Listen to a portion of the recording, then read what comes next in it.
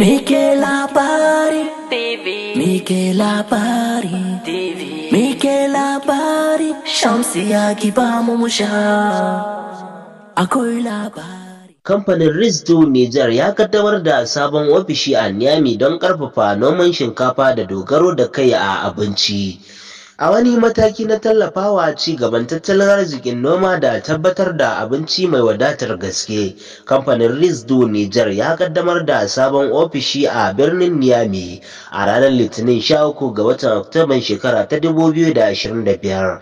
Wannan mataki yana daga cikin tsare-tsaren kamfanin na faɗaɗa ayyukansa da kuma bunƙasa noman shinkafa a faɗin ƙasar Niger.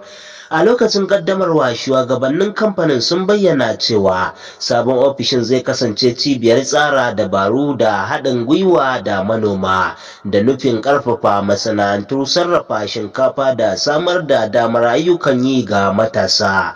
Sun ƙara da cewa Rizdo Niger na da niyyar haɗa kai da ma'aikatar noma da sauran hukumomi masu ruwa da tsaki domin ganin an ƙara yawan shinkafar da ake nomawa a cikin gida, wanda hakan zai rage dogaro da shigo da kayan abinci daga ƙasashen waje. A jawabin wakilin ma'aikatar noma ya yaba da wannan gagarumin mataki da kamfanin ya ɗauka, yana mai cewa hakan na zuwa a daidai lokacin da gwamnatin soji ke ƙoƙarin gina tattalin arziki da ya dogara da kai.